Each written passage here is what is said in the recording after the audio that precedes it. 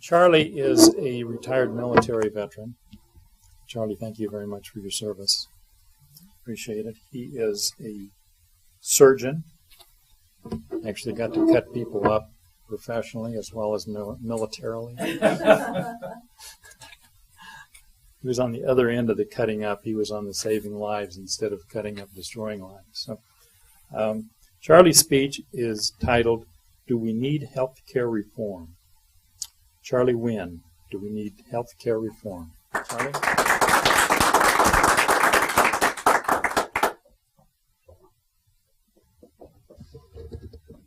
Do we need health care reform? The United States spends twice as much as any other country in the world on health care, and the health status of the average American is below many third world countries. I don't care how you want to spin it. That's totally unacceptable.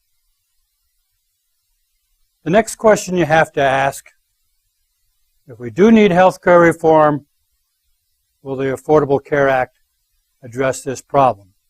Or have we been hornswoggled?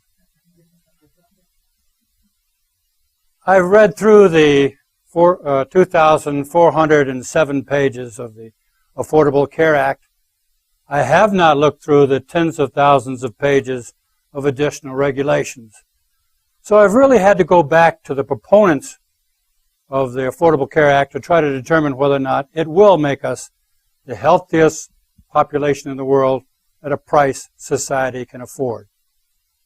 The first premise of Mr. Obama was that we have 30 million people in this country without health care insurance.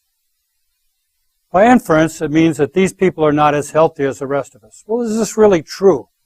So I looked at a segment of our society, the Medicaid population, to determine whether or not they are healthy. After all, they do have health care insurance.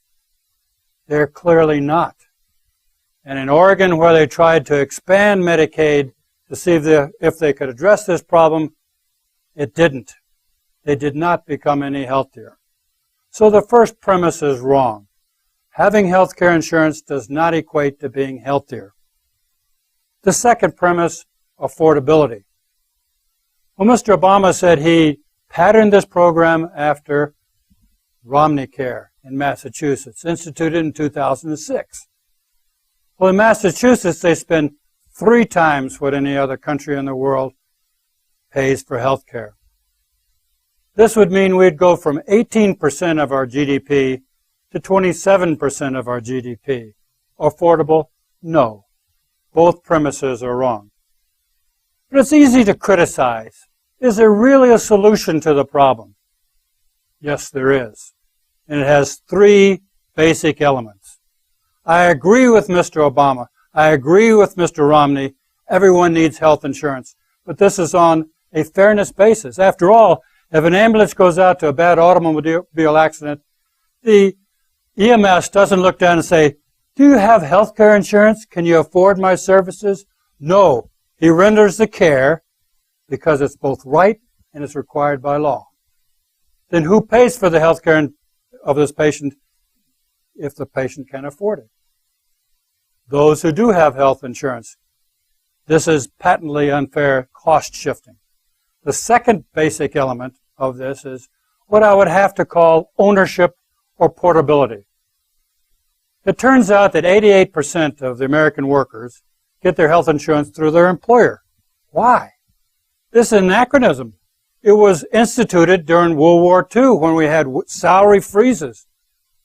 We don't need that anymore. We don't have salary freezes. If you want the best worker, you pay them the best salary.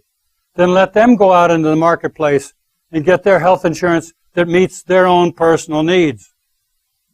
The additional benefit to that, of course, is what I call portability.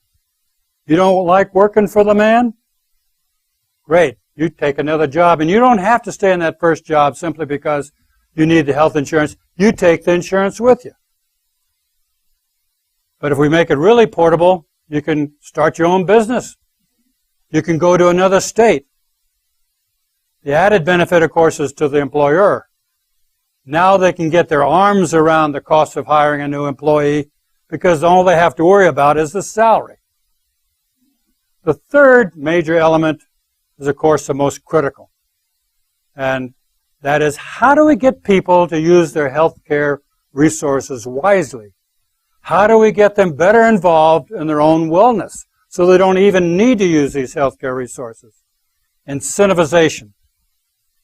Now, Mr. Bush addressed this issue in the 2007 State of the Union address when he was talking about health care reform.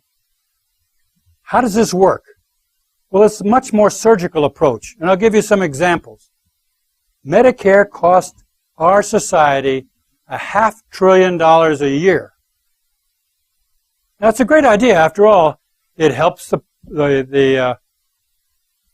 it's a great idea. It really does help the person. Sorry, I got distracted. So how does this work? It's a much more surgical approach to the issue.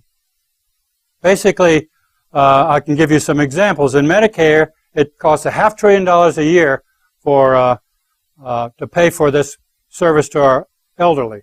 And it was a great idea. After all, it helps the patient get through their retired years by providing them with health care services. But it turns out that a significant portion of this is paid in the last 2 or 3 months of their life, when it really doesn't help them enjoy their retirement years. It really extends their dying. Now, my father and my father-in-law both decided they didn't want to die in the emergency room. They didn't want to die in the ICU with tubes and catheters coming out of unbelievable places. They wanted to die at home, and they both did. They died in both their beds. By making this decision, they really saved society a significant amount of money. They should have been rewarded for this and incentivized to sign this document by getting a little extra in their Social Security check at the end of the month. 40% of the healthcare dollar goes to what I call lifestyle choices. You smoke, it costs society more. You decide to use brand name drugs, it costs more, $5 billion more. If you use the emergency room inappropriately, it costs more. And then the big gorilla in the room is type 2 diabetes, caused by overeating and under-exercising. What if we had a system that rewarded you if you didn't smoke, rewarded you if you used generic drugs, rewarded you if you used the emergency room appropriately, and rewarded you if you